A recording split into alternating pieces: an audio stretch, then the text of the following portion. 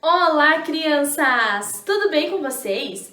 Sejam bem-vindos a mais uma aula de ciências. Meus amores, para a aula de hoje, vocês vão precisar do livro de vocês e, de todo o conhecimento. Nós vamos continuar a nossa revisão da aula passada. Então, hoje nós temos a nossa revisão parte 2, ok? Então, eu vou pedir para vocês prestarem bastante atenção no vídeo, porque a prof vai retomar alguns conteúdos que vocês já aprenderam, tá? E se precisar, vai pausando o vídeo para poder acompanhar toda a explicação, combinado? No final do vídeo, nós teremos uma atividade avaliativa, tá bom, crianças? Então, vamos começar! Revisão de Ciências, parte 2. Crianças, vamos continuar a falar sobre o que nós aprendemos, certo? Então, nós vimos que o sol era essencial tanto para as plantas quanto para os animais. Mas o sol também é muito importante para o ser humano, ele é essencial para nós. Por que o sol é tão importante, crianças? Porque o sol ele fornece vitamina D ao nosso corpo, para fortalecimento dos ossos de crianças e adultos. Então, o nosso corpo precisa dessa vitamina D. Ela vai ajudar os nossos ossos a ficar forte, certo? O ser humano precisa tomar sol 15 minutos por dia, todos os dias. Lembra que nós aprendemos isso? Então, todo dia vocês têm que ficar 15 minutinhos tomando sol. Mas atenção, meus amores! O sol em excesso pode causar alguns problemas de saúde, como a insolação e o câncer de pele. Então, nós temos sim que tomar sol, mas nós temos que tomar muito cuidado, ok? Mas como que nós vamos prevenir a insolação, prevenir o câncer de pele? Como que nós vamos cuidar na hora de tomar sol? Vejamos, nós temos que evitar tomar sol entre as 10 horas da manhã e as 16 horas da tarde. Então, entre esse período, nós não tomamos sol, porque o sol está muito forte, certo? Até podemos tomar, mas nós temos que nos proteger muito bem, tá? Mas o ideal é tomar sol antes das 10 da manhã e depois das 16 horas da tarde, certo? Isso vai ajudar a prevenir. Também temos que utilizar óculos de sol, boné ou viseira, tá? Não só isso, mas vocês também, quem puder, pode utilizar blusas de manga comprida, que existem hoje em dia para usar na praia, né? E vários acessórios que vão proteger do sol. E principalmente passar protetor solar no corpo inteiro, tá, crianças? Não é só no rostinho e no braço, é no corpo inteiro para proteger do sol, dos raios solares. Mas já que nós estamos falando sobre passar protetor solar, que é muito importante, vamos ver um pouquinho sobre ele? O protetor solar, ou nós também chamamos de filtro solar, ele contém substâncias. Isso mesmo, são substâncias muito importantes que absorvem parte dos raios ultravioletas. Então, todo raio que sai lá do sol, o protetor solar vai absorver boa parte dele, tá? E assim ele vai proteger a nossa pele. O protetor solar, ele tem vários fatores de proteção solar, ou conhecido como FPS, tá? Esses fatores de proteção solar, eles existem com números diferentes. Então, cada protetor solar tem um número de FPS. Por exemplo, este primeiro tem um fator de 30 FPS, esse aqui tem 60 FPS, esse aqui tem 70 FPS e esse tem 90 FPS. Também existe um de 15 FPS, só que a prof não achou uma imagem para pôr aqui, tá bom? Então, esses são os fatores. Quanto maior o número, maior vai ser a proteção que ele vai dar. E quanto menor o número, menor ele vai proteger. Por isso que é importante sempre repassar o protetor solar no corpo para proteger cada vez mais a nossa pele. Certo, crianças? Também aprendemos ao decorrer das nossas aulas sobre as fontes de luz. Então, nós temos a fonte de luz artificial, lembra? Que são construídas pelo ser humano, como as lâmpadas, as lanternas, os abajur, né? E temos também as fontes de luz natural, que são produzidas pela natureza, que não tem interferência do ser humano.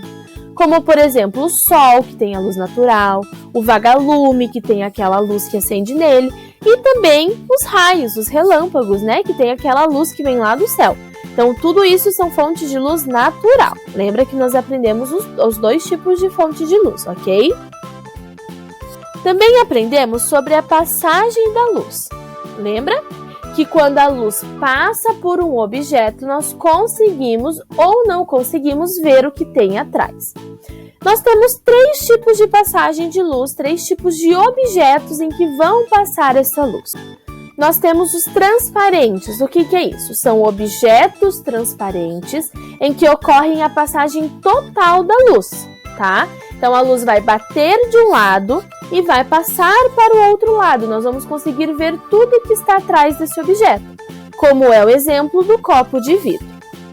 Temos também os objetos translúcidos, que são aqueles que ocorre a passagem parcial da luz, ou seja, a luz passa, mas do outro lado não fica nítido, a luz não passa totalmente. Então, você consegue ver um movimento atrás do objeto, você consegue ver o que tem atrás, porém a gente vê um pouquinho embaçado, não fica tão nítido, como é o exemplo desse papel que está manchado ali. É como se fosse um papel de parede embaçado, né? Então, ele é translúcido. A gente vê que tem 2 pessoas ali, mas a gente não consegue ver nitidamente o rosto delas. E também temos os objetos opacos, que são aqueles que não ocorre a passagem da luz. Então, você coloca a luz na frente do objeto, mas você não vê o que está atrás, que é o caso da tábua de madeira ou de um objeto de madeira, de papelão. Então, os objetos opacos é aquele que não passa luz. Eu trouxe aqui para vocês verem um modelo com as 3 tipos de passagem de luz, com o mesmo objeto.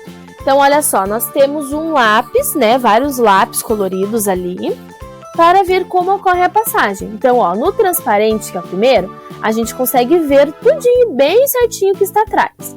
O translúcido a gente já vê meio desfocado, a gente não consegue ver bem nítido os lápis nessa parte que está o papel aqui, né? E o opaco a gente não consegue ver o que está atrás. Onde está atrás desse papel preto a gente não vê, a gente vê só onde não tem o papel preto, certo? Então, esses são os 3 tipos de passagem da luz, ok? Nós trabalhamos também sobre o fato da luz encontrar obstáculos. Quando a luz encontra um objeto, um obstáculo, alguma coisa, este vai formar a sombra, certo? A sombra é uma região escura que se forma rente ao objeto. Então, se nós temos, por exemplo, um livro e a luz bate nesse livro, ele encontrou um obstáculo, um objeto, que é o livro. A luz vai se transformar em uma sombra, que é uma região escura que se forma perto do objeto.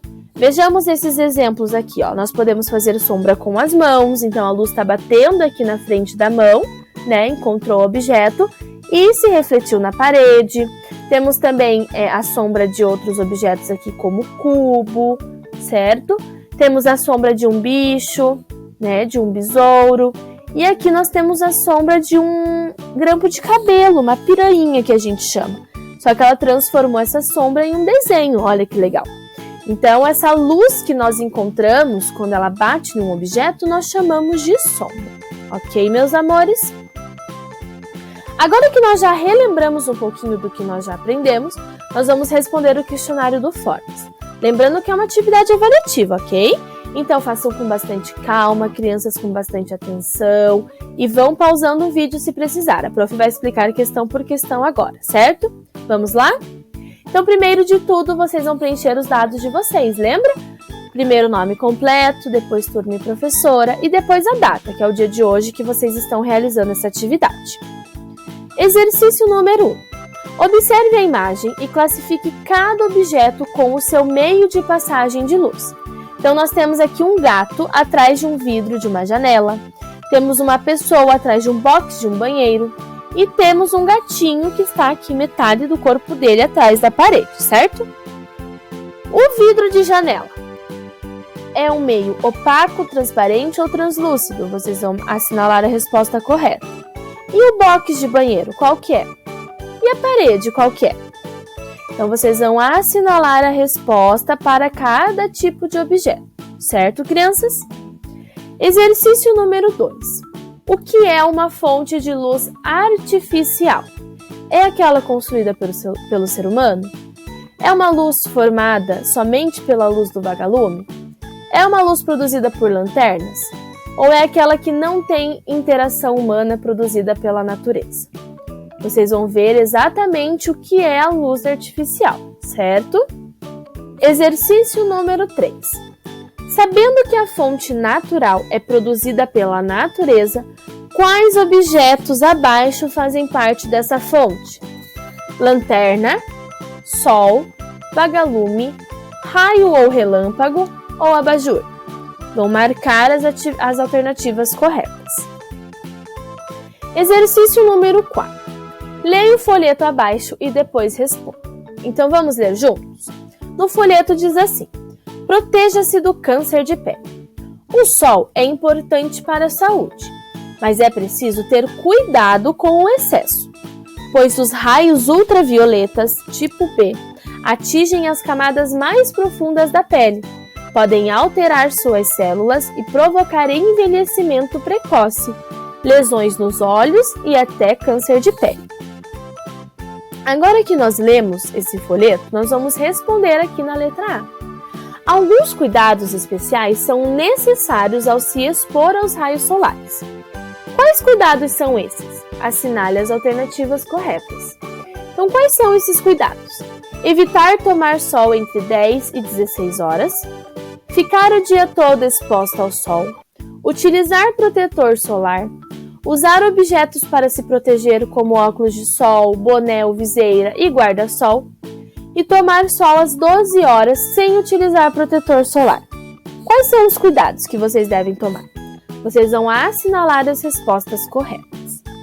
Terminando esta alternativa, crianças, vocês vão revisar toda a atividade de vocês, tá bom? Verifiquem se vocês não esqueceram nada, se assinalaram tudo, ok?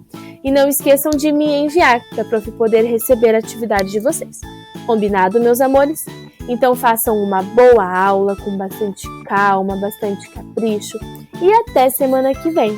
Beijos no coração!